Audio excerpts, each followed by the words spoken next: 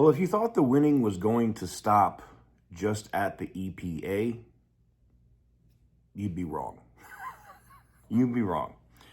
I was about to be on my way out the door and I saw this. And shout out to Butter the Insider for posting this in the group. I've talked about this bill before from Senator Mike Lee and Troy Nehls from Texas.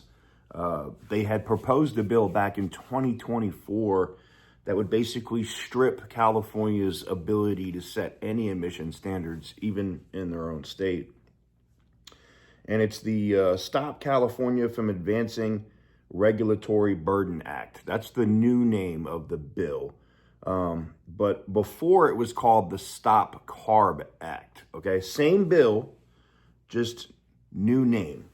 Stop California from Advancing Regulatory Burden Act, which basically has the exact same language as what the bill had previously when it was the Stop CARB Act.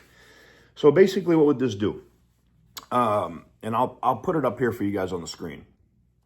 So the House and Senate Republicans are introducing legislation Friday, which would be today, modifying the Clean Air Act of 1970 to revoke California's authority to issue vehicle emission rules that are stricter than federal rules.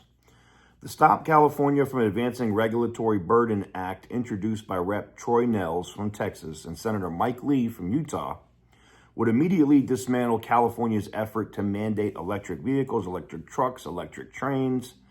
Since California Governor Gavin Newsom took office, the California Air Resource Board, also known as CARB,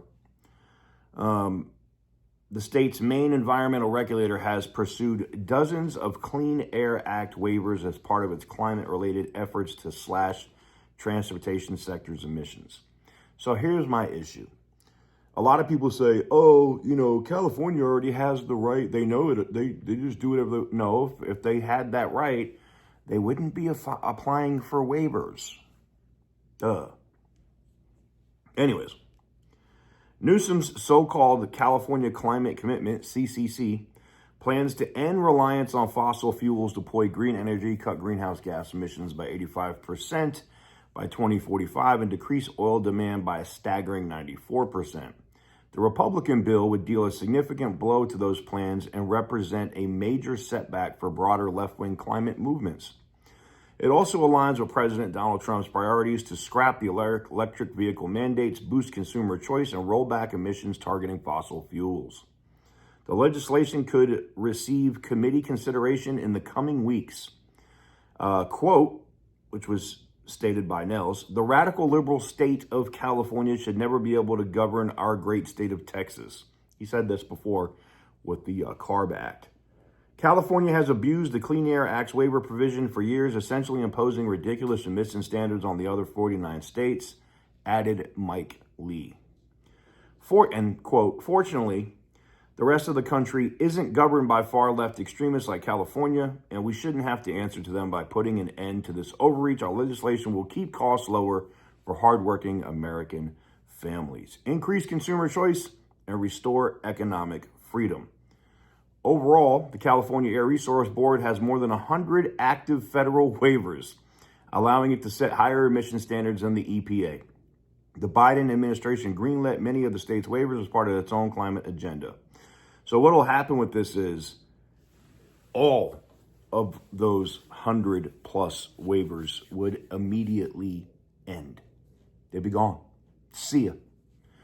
And what that means for you is lower cost vehicles, that we don't have to have, 49 state vehicles. There'll be 50 state vehicles. If you don't know what a 49 state vehicle is, Dodge sold them. There was Hellcats, Scat Packs that you could buy in, say, Texas, but you couldn't take it to California. If you bought one in California, it would have to be a 50-state vehicle. It would have less power, more crap on the emissions, and have a CARB-approved catalytic converter, which costs thousands more on these vehicles. So doing that, what we saw already with the EPA is already huge news, right? But this is a multi-pronged attack, if you want to call it, against these insane regulations. They're not dumb to know that they can't just cut these, right? Because they could be reinstituted. They went through the Congressional Review Act. They have the Transportation Freedom Act pending. And now they have this. They want to make sure they cover. And here's the thing. Some of this legislation is redundant. It does the same thing.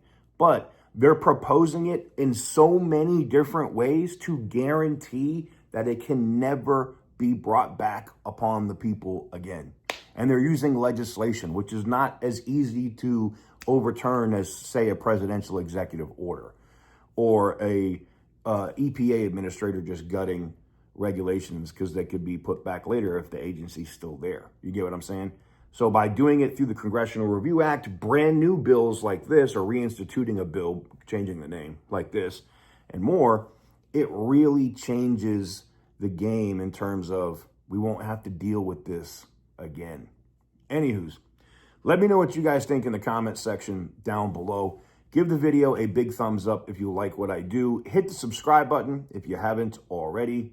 And as always, stay petty, my friends.